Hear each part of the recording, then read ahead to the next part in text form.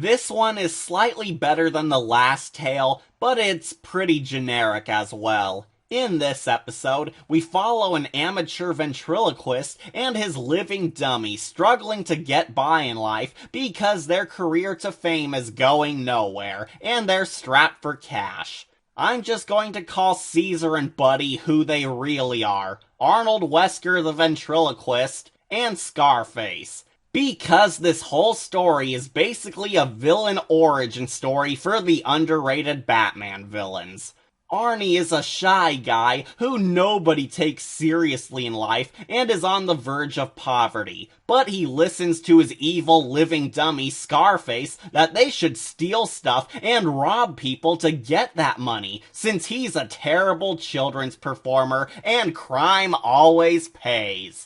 Essentially, this tale is about peer pressure, since Arnie always listens to Scarface and caves into his dark solutions, even though he knows it's wrong. Again, they basically have the dynamic that the comic characters have. Excuse me, Mr. Scarface, but isn't it cruel to take advantage of that nice Miss Kyle? Hold my hat, will you? Bam! Ow! That's what you get for going soft on me. Yes, sir. Almost all of this episode is the ventriloquist showing how pathetic his life is, before cutting to Scarface berating him for sucking, then telling him to do evil. Arnie says, "No, that's bad," but Scarface goes, "But you'll get slightly richer." And he responds, "Oh, okay, let's do it then."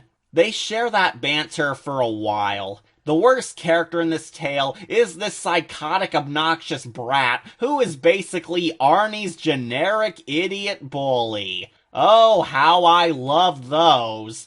For no reason whatsoever, the idiot bully girl despises Arnie like she practically wants to kill him, but I don't know why. She mocks him for being poor, but the episode implies that she might be a racist, since Arnold Wesker is an Irishman with no money, which is pretty lazy even by idiot bully traits. This sociopathic little girl eventually rats out Arnie to the cops, but when we get to the climax of this episode, it is the most predictable crap ever.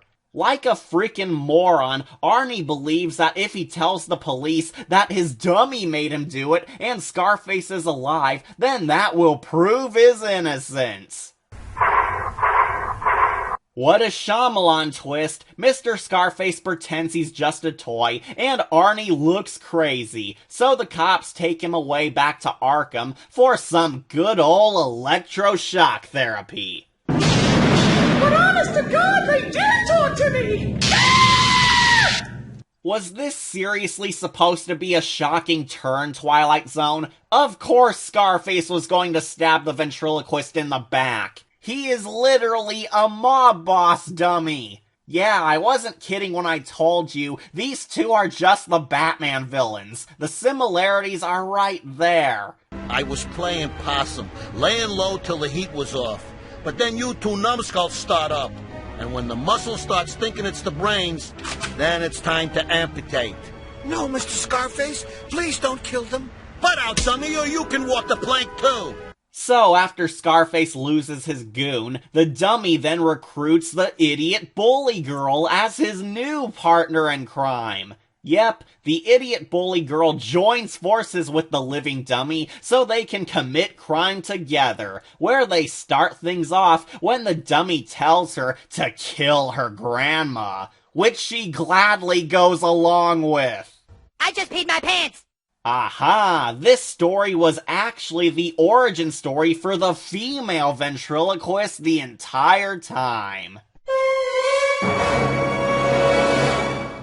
And to be honest, I'd rather watch that story. A tale where a crazy little girl and a master planner Scarface knockoff go on dark trips together with inevitable backstabbing and villain fights seems wild.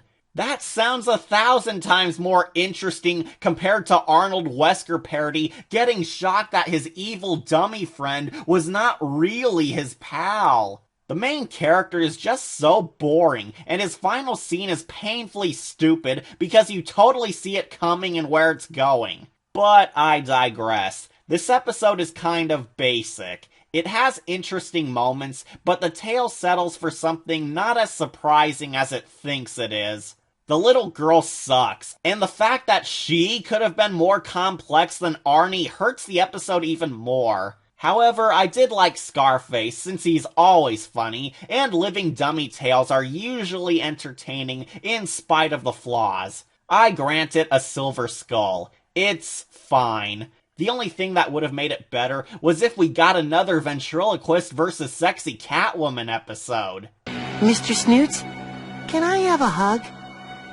Kid, touch me and I will destroy you.